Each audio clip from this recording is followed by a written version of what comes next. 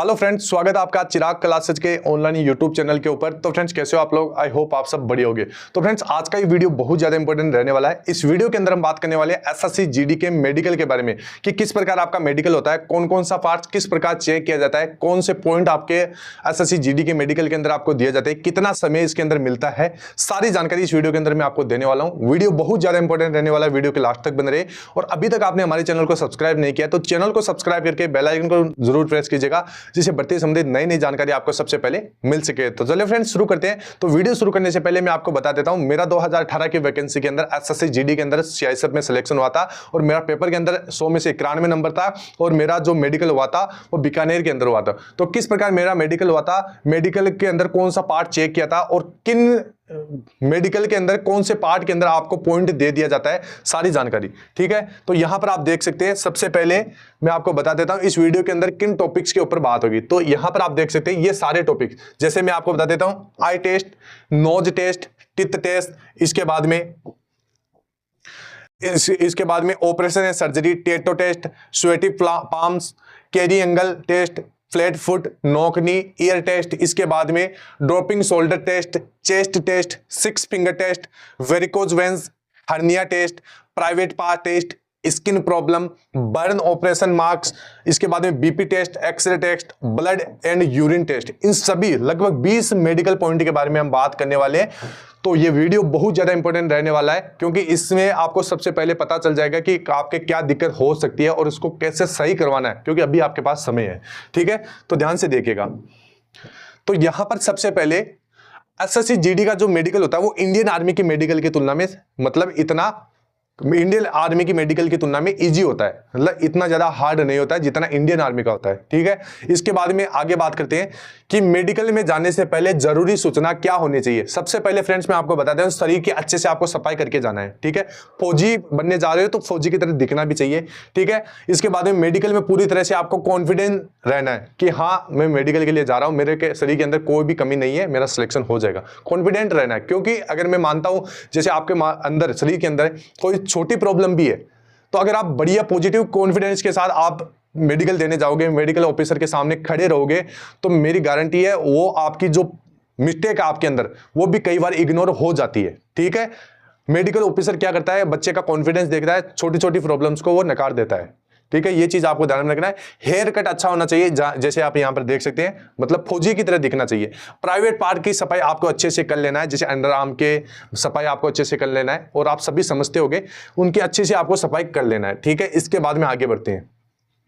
आई test, आंख की जांच कैसे होती है, किस प्रकार कितने कितने लेटर्स पढ़वाए जाते हैं, कहां आंख के अंदर कौन सा पॉइंट दिया जाता है, तो ये ध्यान से देखिएगा। सबसे पहले मैं आपको बता देता हूं, eye surgery is not allowed. यहां पर बहुत सारे कैंडिडेट यहां पर सर्जरी करवा के जाते हैं, कि जैसे मान लीजिए उनकी आंखों के अंदर जैसे दाग होता है, कॉर्निया के ऊपर जैसे तिल वगैरह होता है, धब्बा होता है, उसको क्लियर करवाने के लिए सर्जरी भी करवाते हैं। तो सर्जरी यहां पर अलाउ नहीं होता है। ठीक है, सर्जरी का वहां पर मालूम पड़ जाता है। ठीक है, इसके बाद में स्क्वेंट आई इज नॉट अलाउड। स्क्वेंट आई होता क्या है, जैसे आंखों के अंदर भेंगापन। भेंगापन का मतलब होता क्या है, जैसे एक आंख तो इधर जा रही है, एक आंख इधर जा रही है। ठीक है, भेंगापन उसको बोलते हैं। तो भेंगापन भी अलाउ नहीं है। रतौंधी की प्रॉब्लम होती है बहुत सारे कैंडिडेट को, तो वो भी अलाउ नहीं है। ठीक है, अब यहां पर फ्रेंड्स मैं आपको बता देता हूं, जैसे यहां पर आप देख सकते हैं ये प्रॉब्लम होती है बहुत सारे कैंडिडेट को। ठीक है, तो इसके अंदर ये अलाउ नहीं है, सीधा सीधा रिजेक्ट कर दिया जाता है। ठीक है, इसके बाद में आगे देखते हैं colour vision test. Colour vision के अंदर कुछ लेटर्स आपको पढ़वाए जाते हैं। ठीक है, यहां पर आपको पिक दिख रही होगी, तो अगर आपको ये अच्छे से दिखाई दे रहे हैं तो आपको कलर विजन की प्रॉब्लम नहीं है। आपको बताना है कमेंट बॉक्स के अंदर कि इसके अंदर क्या लिखा हुआ है। ठीक है, अगर आप अच्छे से पढ़ देते हैं तो आपके प्रॉब्लम नहीं है। ठीक है, इसके बाद में अब यहां पर फ्रेंड्स मैं एक चीज ये भी बता देता हूं, बहुत सारे कैंडिडेट को ये कलर विजन की प्रॉब्लम होती है। तो फ्रेंड्स ये प्रॉब्लम आपकी जन्मजात होती है, इसको आप क्लियर नहीं कर पाओगे। ठीक है, मेडिकल में सीधा सीधा इसके अंदर रिजेक्ट आपको कर दिया जाता है। ठीक है, तो ये हो गया। इसके बाद में आई साइट, यानी आपकी आई साइट कितनी होनी चाहिए, जो आपकी मतलब देखने की क्षमता है वो कितनी होनी चाहिए। ठीक है, सारा कुछ मैं आपको बताऊंगा। तो सबसे पहले मैं आपको बताने वाला हूं कि बिना चश्मे के पास की दृष्टि बेहतर आंख के लिए N6 और खराब आंख के लिए N9 होनी चाहिए। वैसे मैंने इसके ऊपर एक सेपरेट वीडियो बना दिया है, वो आप जाके देख सकते हैं। उसके अंदर आपको सारी जानकारी दी गई है आंख से रिलेटेड। अब आपको मैं एक चीज बता देता हूं, जैसे ये आप देख सकते हैं, ये फिक। अब यहां पर क्या होता है कि दो कैंडिडेट है, जो एक तो है राइट हैंड कैंडिडेट, एक है लेफ्ट हैंड कैंडिडेट। अगर आप राइट हैंड कैंडिडेट है तो आपकी जो राइट आई है वो बेटर आई मानी जाएगी, ये आपकी 6/6 होनी चाहिए, ठीक है। अगर आप लेफ्ट हैंड कैंडिडेट है तो आपकी लेफ्ट आई यहां पर बेटर आई मानी जाती है, ये भी आपकी 6/6 होनी चाहिए। अगर आप राइट हैंड कैंडिडेट है तो आपकी जो लेफ्ट आई है वो 6/9 होनी चाहिए, ठीक है। इसके अंदर अगर आप लेफ्ट हैंड कैंडिडेट है तो आपकी जो राइट आई होती है वो भी 6/9 होनी चाहिए। तो ये चीज आपको ध्यान में रखना है, ठीक है। दोनों 6/6 नहीं मांगी जाती है। अगर राइट हैंड कैंडिडेट है तो राइट आई जिसको बेटर आई माना जाता है वो 6/6 होनी चाहिए। जो राइट हैंड कैंडिडेट के लिए लेफ्ट आई होती है वो 6/9 होनी चाहिए। वैसे ही आपका लेफ्ट हैंड कैंडिडेट के अंदर होता है, अगर लेफ्ट हैंड कैंडिडेट है तो लेफ्ट आई आपका 6/6 होना चाहिए और जो राइट आई है वो 6/9 होना चाहिए, ठीक है। आई होप आपको अच्छे से समझ में आ गया होगा।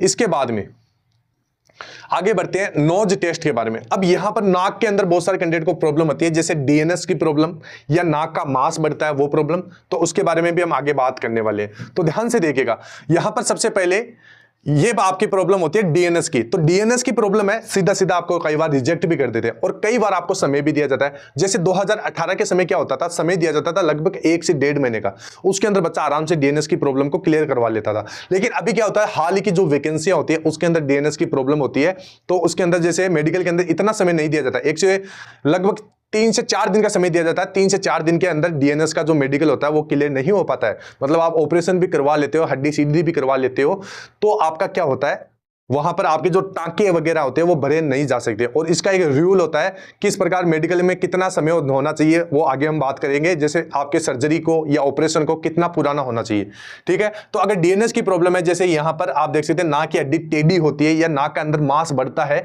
तो अगर आपको यहां पर रिजेक्ट कर दिया जाएगा, ठीक है। ये चीज आपको ध्यान में रखना है। इसके बाद में डीएनएस का मतलब नाक की हड्डी का टेढ़ा होना अलाउ नहीं है। अब यहां पर आप देख सकते हैं आगे डीएनएस सर्जरी। डीएनएस सर्जरी के बाद एसएससी जीडी में मेडिकल में फिट कर देते हैं, लेकिन ये कब होता था, 2018 के वैकेंसी के समय, ठीक है, जब हमारा सिलेक्शन हुआ था। सर्जरी में 1 से 2 घंटे लगते हैं, ज्यादा समय नहीं लगता है। रिकवर होने में 3 से 4 सप्ताह लगते हैं, ठीक है। अब यहां पर देख सकते हैं अगर आपको 3 से 4 सप्ताह दे दिए जाते हैं रिकवर करने के लिए, तब तो आपका कई बार ये क्लियर हो जाता है, ठीक है। तो ये चीज आपको ध्यान में रखना है। और यहां पर मेरे हिसाब से डीएनएस में भी आपका लगभग 3 महीने का समय होना चाहिए, ठीक है। 3 महीने आपका डीएनएस पुराना होना चाहिए ऑपरेशन। इसके बाद में नेजल पॉलीपेक्टोमी, नाक का मांस बढ़ना। अब यहां पर नाक का मांस बढ़ता है तो इसके अंदर आपको टेम्परेरी रिजेक्शन दे देते हैं और यह अनफिट भी कर दिया जाता है। लेकिन फिर मैंने आपको क्या बताया था कि एसएससी जीडी का जो मेडिकल होता है इंडियन आर्मी की तुलना में ईजी होता है। अगर नाक की हड्डी हल्की टेढ़ी है या मेडिकल ऑफिसर के ऊपर डिपेंड करता है कि वह आपको फिट भी कर सकता है। मतलब सीधा सीधा कई बार जैसे ज्यादा टेढ़ी है तो रिजेक्ट कर देते हैं, अगर नॉर्मल है आपका थोड़ा सा टेढ़ा है या थोड़ा मांस बढ़ रहा है तो कई बार उसके अंदर आपको पास कर दिया जाता है, क्योंकि एसएससी जीडी का जो मेडिकल होता है आर्मी की तुलना में इजी होता है। आर्मी में तो सीधा सीधा यहाँ पर रिजेक्ट मिल जाता है। इसके बाद में यहाँ पर टिथ टेस्ट, इसका भी मैंने एक वीडियो बना दिया है, वो जाके आप देख सकते हैं, ठीक है। और इसके अंदर मैं आपको और भी बता देता हूँ, जैसे मोटी मोटी जानकारी। टोटल आपके 22 डेंटल पॉइंट होने चाहिए। इसकी रिक्वायरमेंट कितनी होनी चाहिए, 22 डेंटल पॉइंट होते हैं, उसमें से 14 डेंटल पॉइंट आपके क्लियर होने चाहिए। अब डेंटल पॉइंट क्या है उसकी मैंने एक अलग से वीडियो बना रखी है, वो आप जाके देखिए, उसमें अच्छे से आपको समझ में आएगा। क्लीन योर टीथ, जब भी आप मेडिकल करवाने जाए दांतों को अच्छे से क्लीन करवा के जाना है। मतलब जैसे अपने पास के जो भी अपने जैसे सिटी डेंटल क्लिनिक है वहां पर जाइए, अपने दांतों की अच्छे से सफाई करवाइए, वो आपको मशीन से सफाई करेगा, जो भी पीलापन है वो हटा देगा, ठीक है। तो इस चीज का आपको ध्यान में रखना है। इसके बाद में पायरिया की प्रॉब्लम होती है बहुत सारे कैंडिडेट को, तो पायरिया में आपको बता देता हूं, इसके अंदर भी पायरिया के अंदर के अगर आपके ये प्रॉब्लम है तो इसके अंदर आपको रिजेक्शन दे दिया जाता है, ये अलाउ नहीं है। आप इसको पहले से तैयार करवा के जाइए, यहाँ पर ये सही हो जाता है, इतनी बड़ी मेजर प्रॉब्लम नहीं है। लेकिन अगर पायरिया की प्रॉब्लम के तहत अगर आप मेडिकल करवाने जाते हैं और वहां पे खून लगा हुआ दिखाई देगा तो रिजेक्ट कर दिया जाएगा, ठीक है। दांतों में फासला, अब यहां पर इस प्रकार दांतों के अंदर गैप होता है तो क्या हमारे को रिजेक्ट कर दिया जाएगा या नहीं कर दिया जाएगा। तो मेडिकल में जाने से पहले दांतों को में अब जैसे दांतों के अंदर यहां पर गैप होता है तो कई बार कैंडिडेट क्या करते हैं, दांतों के अंदर ये तार बंधवा लेते हैं। तो ये तार बंधवाना एक बढ़िया है, काम है, आप बंधवा सकते हैं, लेकिन जब भी मेडिकल करवाने जाइए आप इसको खुलवा के जाइए। ये दांतों का गैप तो क्लियर हो जाता है ये तार बंधवाने से, ठीक है। तो ये चीज आपको ध्यान में रखना है। इसके बाद में टिथ टेस्ट, अगर दांतों में हल्का गैप है, हल्के टेढ़े मेढ़े है, तो आपको मेडिकल में फिट कर दिया जाता है। बस आपके 14 डेंटल पॉइंट कंप्लीट होने चाहिए। वीडियो के शुरू के अंदर में मैंने आपको ये चीज बता दी है, ठीक है। अब यहां पर टिथ टेस्ट, अगर दांतों में कीड़ा लगा है तो प्रॉपर कैपिंग करवा कर जाइए, अन्यथा टेम्परेरी रिजेक्शन दे दिया जाएगा। अब यहां पर होता क्या है, जैसे दांतों के अंदर जैसे कीड़ा लगा हुआ है, हल्का दांत सड़ा हुआ है, तो आपको क्या करना है, उसकी अच्छे से सफाई करवाना है, उसके ऊपर केप लगवा के जाना है, ठीक है। मैंने भी केप लगवा के वहां पर, जैसे दांत के अंदर मेरा दांत खराब था, केप लगवा के गया था, वहां पे पास कर दिया था, तो आपको भी कर देंगे। आप इस प्रकार आप केप लगवा सकते हैं, ठीक है। अब यहां पर जिन कैंडिडेट के नकली दांत है वह फिक्स इम्प्लांटेशन करवा कर ही जाइए। नकली दांत है तो इस प्रकार आप करवा के जा सकते हैं, ठीक है। अगर आपने दांत निकलवा दिया है, ठीक है, दांत निकलवा दिया, तो यहां पर ये इस प्रकार की जो होती है, आप जो दांत का क्लिनिक सेंटर होता है वहां पे जाइए, वहां पर आपको सारी चीज अच्छे से समझ में आ जाएगी, ठीक है। अगर दांत आपने निकलवा दिया तो इस प्रकार आप करवा के जा सकते हैं। इसके बाद में ऑपरेशन या सर्जरी, ऑपरेशन और सर्जरी वाले कैंडिडेट को अलाउ किया जाता है, लेकिन यह डिपेंड करता है कि आपका बॉडी का किस पार्ट के ऊपर ऑपरेशन हुआ है, सर्जरी मेडिकल से कितने दिन पहले हुआ है।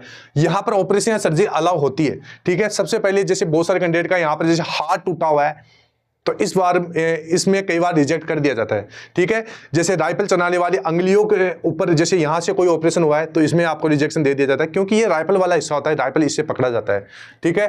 तो ये चीज आपको ध्यान में रखना है। अब मैं आपको बता देता हूं कंडीशन क्या होती है, जो आपका आप ऑपरेशन करवा के जाते हैं उसकी क्या शर्तें होती है, ठीक है। तो ध्यान से देखिएगा, ऑपरेशन हुआ है और वह सीएपीएफ की मेडिकल जांच के लिए आ रहा है, तो ऑपरेशन के बाद एक निश्चित समय सीमा पूरी होनी चाहिए। कितना समय आपको पूरा होना चाहिए, तभी उसे फिट माना जाएगा। मैं आपको बताऊंगा आगे। इस समय सीमा की जानकारी दी गई है। जैसे यहां पर पहला पॉइंट देख सकते हैं, शरीर की सतह पर सूजन, डीएनएस, टॉन्सिल और नाक की पॉलिप हटाने के ऑपरेशन के लिए 1 महीने का समय चाहिए, ठीक है। 1 महीने पुराना होना चाहिए। जैसे आपका डीएनएस का प्रॉब्लम है, टॉन्सिल का प्रॉब्लम है, नाक की पॉलिप, जैसे वो मैंने आपको बताया था, जैसे वो मांस बढ़ता है, ठीक है, तो ये 1 महीने आपका पुराना होना चाहिए। इसके बाद में हाइड्रोसिल के ऑपरेशन के बाद 3 महीने, जो हाइड्रोसिल होता है आपका, जैसे हाइड्रोसिल के अंदर पानी भर जाता है, तो ये आपका 3 महीने पुराना होना चाहिए। कान के ऑपरेशन, टाइपमोप्लास्टी बोलते हैं कान के ऑपरेशन को, के बाद 4 महीने पुराना होना चाहिए। जो कान का अगर मान लीजिए कोई भी ऑपरेशन कराते हैं तो ये 4 महीना पुराना होना चाहिए मेडिकल से, ठीक है।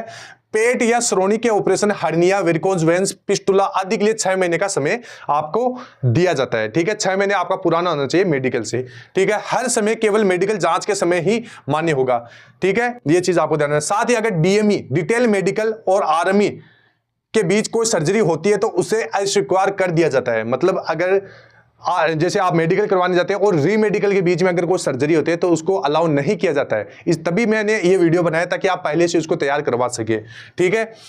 और उम्मीदवार को अनफिट कर दिया जाएगा, ये चीज आपको ध्यान में रखना। अगर आपने मेडिकल और आर्मी मतलब री मेडिकल के समय अगर कोई भी सर्जरी कराई है तो वो अलाउ नहीं होगा। टेटो टेस्ट, बहुत सारे कैंडिडेट अपने हाथों के ऊपर टेटो बनवा रखते हैं, तो उनका ये एक डाउट होता है कि सर क्या टेटो टेस्ट के अंदर बाहर कर दिया जाता है, जो टेटो के जैसे हमने टेटो बनवा रखा है तो उसमें बाहर कर दिया जाएगा। तो सबसे पहले ये आपका ऑफिशियल नोटिफिकेशन है, इसके अंदर ये सारी शर्तें दी गई है, इसको मैं एकदम आराम से बताने वाला हूं आपको। सबसे पहले सामग्री, मतलब आपने जैसे कोई भी टेटो बनवा रखा है, अब वो टेटो आपका धार्मिक प्रतीक, चित्र या नाम वाले टेटो जो भारतीय सेना में मान्य जाते हैं की अनुमति है। मतलब आपने अगर धार्मिक टेटो बनवा रखा है तो वो मान्य है, इसके साथ साथ चित्र या नाम वाले टेटो वो भी यहां पर मान्य है, ठीक है। लेकिन मैं आपको बता देता हूं, अगर धार्मिक टेटो इस प्रकार के जिससे हिंसा फैल सकती है, ठीक है, तो वो आपके अलाउ नहीं है। अब वो आप समझ रहे होंगे, जैसे अगर आप हिंदू हो तो आपने हिंदू टैटू बनवा रखा है, और अगर उसके अंदर कुछ इस प्रकार का टैटू भी है जिसे मुस्लिम कम्युनिटी को थोड़ा सा मतलब यहां पर डिस्टर्बेंस हो रहा है, तो वो यहां पर अलाउ नहीं होगा। स्थान, किस लोकेशन कहां पर आपका जो टैटू है वो होना चाहिए, तो ध्यान से देखिए, केवल परंपरागत स्थान जैसे कि बाएं अग्रभाग पर, मतलब अगर आपका राइट हैंड के ऊपर टैटू है तो वो अलाउ नहीं होगा, लेफ्ट हैंड के ऊपर टैटू हो सकता है, ठीक है। अब यहां पर देख सकते हैं जैसे कि बाएं अग्रभाग सैल्यूट न करने वाला हिस्सा, मतलब आप सभी को पता है राइट हैंड से यहां पर सैल्यूट किया जाता है, लेफ्ट हैंड से सैल्यूट नहीं किया जाता है, तो इसके ऊपर आप टैटू बनवा सकते हैं, राइट हैंड के ऊपर टैटू नहीं होना चाहिए, ठीक है। हाथ के पीछे के हिस्से पे टैटू की अनुमति है। आकार कितना होना चाहिए, तो टैटू का आकार उस हिस्से के शरीर के, जैसे कोहनी या हाथ, यहां पर जैसे यहां से लेकर यहां तक आपने टैटू बनवा रखा है, तो इसका 1/4 से कम होना चाहिए। मतलब इस पूरे हिस्से का 1/4 से कम हिस्से पर टैटू होना चाहिए। अगर है तो आपको अलाउ कर दिया जाएगा, नहीं है तो रिजेक्ट कर दिया जाएगा। ठीक है, यह नियम यह तय करने के लिए बनाए गए कि कौन से टैटू स्वीकार्य है। ठीक है, टैटू मैंने आपको बता दिया। अगर इस प्रकार का टैटू है, सेक्सुअल टैटू है, तो जैसे कोई भी सेक्सुअल टैटू आप मान लीजिए, अगर इस प्रकार का टैटू तो रिजेक्ट कर दिया जाता है। ठीक है, इसके बाद में आगे देखते हैं, स्वेटी पाम्स यानी हथेलियों के अंदर पसीना आना, तो क्या ये अलाउ है या नहीं है, तो ये आपका अलाउ नहीं है। यह एक मेडिकल समस्या होती है, इसे हाइपरहाइड्रोसिस कहते हैं। ठीक है, ज्यादा पसीना आता है हाथों के अंदर, तो ये चीज आपके अलाउ नहीं है। अब मैं आपको बता देता हूं इसको कैसे आपको क्लियर करना है। तो अगर आपके हाथों के अंदर पसीना आता है, तो आपको जैसे अपने हाथों को अच्छे से साफ कर लेना है। उसके बाद में जैसे आपको मेडिकल होने जाए, उस समय आपको हाथों पे थोड़ी सी मिट्टी लगानी लेनी है, ताकि आपके हाथों के ऊपर पसीना ना आए। ठीक है, ये चीज आपको ध्यान में रखना है। और ये स्वेटी पाम वाली अगर आपके प्रॉब्लम है तो इसमें रिजेक्ट कर दिया जाता है, अगर पता चल जाता है तब। ठीक है, इसके बाद में कैरी एंगल की प्रॉब्लम होती है, तो कैरी एंगल में आपको बता देता हूं अलाउ नहीं है। ठीक है, अगर आप इस प्रकार की प्रॉब्लम है, कैरी एंगल होता क्या है, तो कैरी एंगल अलाउ नहीं है, ये चीज आपको ध्यान में रखना चाहिए। मतलब हाथों के अंदर गैप, जैसे आपका हाथ, जैसे आप हाथ में आपको बता देता हूं ऐसे सीधा करते हैं, तो आपका हाथ कई बार, कई कैंडिडेट का हाथ ऐसे टेढ़ा जाता है। ठीक है, ये भी अलाउ नहीं है। और कई कैंडिडेट का हाथ अंदर की तरफ आता है, तो ये भी अलाउ नहीं है। ठीक है, अब यहां पर कैरी एंगल यहां 5 से 15 डिग्री है, नॉर्मल कैरी एंगल माना जाता है। 5 से 15 डिग्री आपका कोण बनना चाहिए। ठीक है, अगर आपका 15 डिग्री से ज्यादा है तो आपका कैरी एंगल की प्रॉब्लम है। अगर आपका 5 डिग्री से कम है तो भी कैरी एंगल की प्रॉब्लम है। नॉर्मल आपका 5 से 15 डिग्री के बीच होना चाहिए। ठीक है, इसके बाद में अब फ्रेंड्स इसका मैं एक डिटेल वीडियो बना दूंगा, जिसके अंदर आपको कैरी एंगल को कैसे पास करना है उसकी सारी वीडियो बनाऊंगा, मैं अच्छी तरीके से समझाऊंगा उस वीडियो के अंदर। तो आपको चैनल को सब्सक्राइब कर लेना है। ठीक है, इसके बाद में फ्लैट फुट की प्रॉब्लम है, मतलब सीधा पांव पड़ता है, बीच में गैप नहीं रहता है, तो इसके अंदर भी आपको रिजेक्ट कर दिया जाता है। ठीक है, और अब यहां पर फ्रेंड्स मैं आपको बता देता हूं फ्लैट फुट की जो प्रॉब्लम है उसको कैसे सही किया जाता है। तो ये प्रॉब्लम सबसे पहले होता क्यों है, तो इसका कारण होता है अत्यधिक मोटापा होना। मतलब अगर आपका वजन जाता है तो फ्लैट फुट की समस्या हो सकती है। अगर आप नंगे पांव घूमते हैं तो भी फ्लैट फुट की समस्या हो सकती है। ठीक है, अब यहां पर फ्लैट फुट को सही कैसे कर सकते हैं, तो वजन बढ़ने के कारण आपके पूरे शरीर का वजन पंजों की तरफ आ जाता है, इस कारण पंजे फ्लैट हो जाती है। ज्यादातर नंगे पांव और बिना चप्पल के घूमने से भी ये होता है। इसके सोल्यूशन क्या है, इस प्रकार आप टेनिस बॉल लेना है, इसके ऊपर आपको डेली एक्सरसाइज करना है और अपना गैप मेंटेन करना है, मतलब गैप बनाना है, बीच में आपको रखना है, आपका सही हो जाएगा। इसके बाद में अगर नोकनी की प्रॉब्लम है तो क्या रिजेक्ट कर दिया जाएगा या नहीं कर दिया जाएगा, तो इसमें आपको रिजेक्ट कर दिया जाएगा। ठीक है, नोकनी अलाउ नहीं है। नॉर्मल आपका सीधा होना चाहिए, मतलब अगर आपकी एडिया यहां से हल्का गैप होना चाहिए, और यहां पर जो घुटने हैं ये घुटने आपके टच नहीं होने चाहिए। अगर इस प्रकार टच हो रहे हैं तो आपका नोकनी की प्रॉब्लम है, आपको रिजेक्ट कर दिया जाएगा। इसके ऊपर एक डिटेल वीडियो बनाऊंगा जिसके अंदर ये प्रॉब्लम कैसे आपको सही करना है ये भी बता दूंगा, और चैनल को आपको सब्सक्राइब कर लेना है। ठीक है, ये आप देख सकते हैं, अगर इस प्रकार है तो नोकनी है, अगर इस प्रकार ज्यादा अंदर है, ज्यादा गैप है, तो भी आपका ये प्रॉब्लम है, और नॉर्मल इस प्रकार होता है। ठीक है, ये आप देख सकते हैं। अब यहां पर नोकनी को सही कैसे करें, तो सही करने के लिए यहां पर आप देख सकते हैं, जैसे यहां पर आप तकिया रख सकते हैं और होल्ड रख सकते हैं लगभग 10 से 15 मिनट तक, या फिर आप सोते समय तकिया लगा सकते हैं, या फिर बटरफ्लाई एक्सरसाइज कर सकते हैं। ठीक है, इस प्रकार आप नोकनी को दूर कर सकते हैं। इसके बाद में जो कान का टेस्ट होता है वो किस प्रकार होता है, तो कान में सबसे पहले जब भी आप मेडिकल करवाने जाए तो कान, दांत, ये सारी आपको अच्छे से उनकी सफाई करवा के जाना है। ठीक है, जो भी आपके कान का जो भी क्लिनिक सेंटर है वहां पर सफाई करवा के जाना है, घर पे सफाई नहीं करना है। आपके कान के अंदर कोई भी कचरा नहीं होना चाहिए, कान भरने की प्रॉब्लम नहीं होनी चाहिए, कान के पर्दे में छेद नहीं होना चाहिए, सुनने की क्षमता सामान्य होनी चाहिए। ठीक है, ये चीज आपको ध्यान में रखना है। इसके बाद में अब यहां पर कान का मेडिकल किस प्रकार चेक किया जाता है, तो वहां पर जैसे कुछ दूरी से एक मेडिकल ऑफिसर खड़ा रहता है और वो आपसे कुछ बोलता है, वो अगर आपको सुनाई दे रहा है तो आप कान का मतलब अगर आप बढ़िया से आपको सुनाई दे रहा है तो आप पास कर दिया जाएगा वहां पर। ठीक है, यहाँ पर कान का मेडिकल इतना ज्यादा हार्ड नहीं होता है। कई बार कुछ मेडिकल सेंटर के ऊपर मशीन होती है, मशीन से चेक किया जाता है। ठीक है, कान का पर्दा चेक किया जाता है, तो ये चीज आपको ध्यान में रखना चाहिए। ठीक है, वैसे लगभग सेंटर के ऊपर आजकल मशीनें आ चुकी है, वहां से आप मशीन से चेक किया जाता है, कान के अंदर कोई प्रॉब्लम तो नहीं है। ठीक है, इसके बाद में ड्रॉपिंग टेस्ट, अगर इस प्रकार की शोल्डर की प्रॉब्लम है तो क्या रिजेक्ट कर दिया जाएगा या नहीं किया जाएगा, तो ड्रॉपिंग शोल्डर अलाउ नहीं है, इसमें टेम्पररी रिजेक्शन दे दिया जाता है। लेकिन एसएससी जीडी का मेडिकल आर्मी की तुलना में सरल होता है। यह आपके मेडिकल ऑफिसर के ऊपर डिपेंड करता है कि वह आपको फिट भी कर सकता है। ठीक है, तो ये चीज आपको ध्यान में रखना है। अगर इस प्रकार की प्रॉब्लम है तो ये बड़ी प्रॉब्लम नहीं है, इसको आप कुछ एक्सरसाइज की वजह से आप सही कर सकते हैं। जैसे शोल्डर की बहुत सारी एक्सरसाइज होती है। अगर मान लीजिए ये शोल्डर आपका नीचे है तो इस शोल्डर पे आपको ज्यादा वजन ले लेना और इस शोल्डर पे आपको वजन कम ले लेना है और एक्सरसाइज करना है शोल्डर की, ठीक है। तो ये ड्रॉपिंग शोल्डर वाली प्रॉब्लम भी इससे क्लियर हो जाएगी। इसके बाद में चेस्ट में अगर आपके प्रॉब्लम है, जैसे मैं आपको बता देता हूं, नॉर्मल चेस्ट इस प्रकार के होता है। अगर आपके जैसे छाती का शेप नॉर्मल होना चाहिए, छाती अंदर दसी हुई नहीं होनी चाहिए, निपल्स एक लेवल में होनी चाहिए, ठीक है। यहां पर ये लेवल देख सकते हैं ऊपर नीचे, ये प्रॉब्लम होती है और ये नॉर्मल होता है। ये छाती अगर ज्यादा ही बाहर निकली हुई है, बीच में से हड्डी निकली हुई है, तो इसमें रिजेक्ट कर दिया जाता है, ठीक है। तो ये ठीक होनी चाहिए, इससे आप एक्सरसाइज कर सकते हैं। इसका मैं एक अलग से वीडियो बनाऊंगा जिसके अंदर मैंने बताऊंगा कि चेस्ट की कैसे आप ठीक कर सकते हैं, चेस्ट को किस प्रकार आप ज्यादा से ज्यादा फुला सकते हैं, ठीक है। वैसे मैंने एक वीडियो बना दिया, वो जाके आप देख सकते हैं। अब यहाँ पर 6 फिंगर टेस्ट होता है। कई बच्चों के 6 अंगुलियां होती है, तो क्या इसमें रिजेक्ट कर दिया जाता है? तो 6 finger test are not allowed, मतलब अलाउ नहीं है। इस चीज का आपको ध्यान में रखना है। अगर इस प्रकार की प्रॉब्लम है तो आपको रिजेक्ट कर दिया जाएगा। वेरिकोज वेन्स, इसके ऊपर थोड़े दिन पहले मैंने एक वीडियो बनाया था, डिटेल आराम से आपको समझाया था। अगर आपके पास वेरिकोज वेन्स की अगर आपको प्रॉब्लम है, जैसे यहाँ पर आप देख सकते हैं शरीर के इस प्रकार अगर आपके किसी भी पार्ट के अंदर अगर नसें बाहर निकली हुई है, गुच्छानुमा अगर नसें अगर आपकी बाहर निकली हुई है, तो इसके अंदर रिजेक्ट कर दिया जाता है। यह सबसे ज्यादा आपके पैरों के अंदर दिखाई देती है, वैसे ये शरीर के किसी भी पार्ट के ऊपर हो सकती है, ठीक है। तो क्या इसमें आपको रिजेक्ट कर देते हैं? तो मैं आपको बताता हूं, वेरिकोज वेन्स यहां पर अलाउ नहीं है। यहां पर आप देख सकते हैं ये पैरों के अंदर होती है, ये गुलाबी गुलाबी कुछ नसें होती है, वो आपको दिखाई देती है, ठीक है। तो ये आपके अलाउ नहीं होती है। अब यहां पर इसका जो ऑपरेशन होता है, लेजर सर्जरी होती है, लेजर के द्वारा ये सही कर दिया जाता है, ठीक है। ये करवा सकते हैं, छोटा सा ऑपरेशन होता है, इसमें आपका कोई चिरा नहीं लगाया जाता, ठीक है।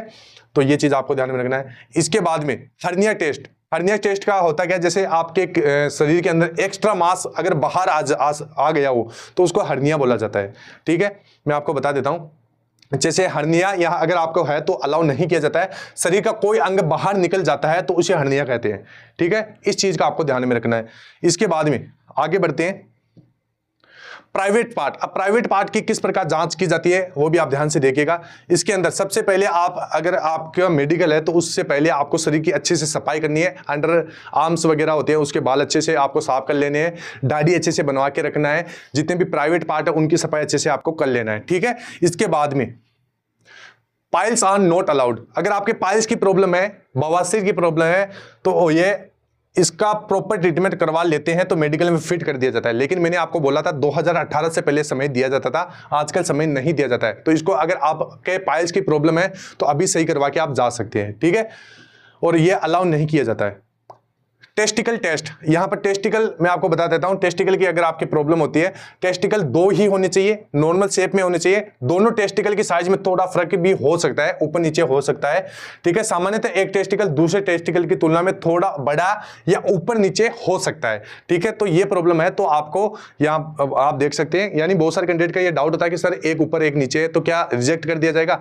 तो मैं आपको बताता हूं, नॉर्मल है तो नॉर्मल चल जाएगा, ज्यादा है तो इसमें रिजेक्ट भी कर देते हैं, ठीक है। अब मैं यहाँ पर आपको बता देता हूं कि टेस्टिकल टेस्ट, टेस्टिकल में पानी भरा होना या वर्दी होती है तो इसमें रिजेक्शन दे देते हैं। कई बार आपके अगर टेस्टिकल में पानी अंदर भरा हुआ होता है तो आपको रिजेक्ट कर दिया जाता है, ठीक है। इसके बाद में पेनिस टेस्ट। अब पेनिस टेस्ट के अंदर पेनिस का छेद सेंटर में होना चाहिए, 2 छेद नहीं होना चाहिए, छेद पेनिस का छेद एक ही होना चाहिए, ठीक है। यह चीज आपको ध्यान में रखना है। इसके बाद में स्किन प्रॉब्लम, इस प्रकार की अगर स्किन प्रॉब्लम है तो ऐसी प्रॉब्लम में मेडिकल में अनफिट किया जा सकता है। यह सब मेडिकल ऑफिसर के ऊपर डिपेंड करता है, ठीक है। तो यह आपको ध्यान में रखना है। अगर इस प्रकार की प्रॉब्लम है, ज्यादा प्रॉब्लम है तो रिजेक्ट कर दिया जाएगा, नॉर्मल प्रॉब्लम है तो कई बार पास कर दिया जाता है। अब बहुत सारे बच्चों के जैसे फुंसिया वगैरह होती है, पूछते हैं कि सर रिजेक्ट कर दिया जाएगा, तो इसमें रिजेक्ट नहीं किया जाता है। अगर ज्यादा कोई जैसे आपका सफेद दाग वगैरह है जो आपकी बॉडी के ऊपर है तो नॉर्मल है तो उसमें पास कर दिया जाता है, ज्यादा प्रॉब्लम है तो रिजेक्ट कर दिया जाता है। इसको आप पहले से तैयार करवा के जा सकते हैं, ठीक है। इसकी दवाइयों से यह ठीक हो जाता है। अब यहां पर बर्न यानी जलने का निशान है, ऑपरेशन मार्क है, तो इसका मैंने शुरू के अंदर आपको बताया था कि कितना पुराना होना चाहिए। अगर इस तरह का कोई भी निशान हो वह आपकी फिजिकल फिटनेस पर कोई प्रभाव नहीं दे तो आपको फिट कर दिया जाएगा, ठीक है। अगर इस प्रकार का कोई भी निशान वगैरह है, मेरा भी यहां पर आप निशान दे सकते हैं, इस प्रकार का निशान था, पास कर दिया था, ठीक है। इसके बाद में बीपी टेस्ट, तो हाई बीपी आपका 100 से 140 होना चाहिए, लो बीपी आपका 60 से 90 होना चाहिए, ठीक है, ये चीज आपको ध्यान में रखना है। इसके बाद में एक्सरे टेस्ट, यहां पर आपका एक्सरे टेस्ट होता है, इसके बाद में दिल की धड़कन चेक की जाती है, यूरिन टेस्ट होता है, ये आपका मेडिकल वहां पर होता है और आराम से सारी चीजें एक क्लिनिक सेंटर सा होता है, उसके अंदर सारी चीजें चेक की जाती है, ठीक है।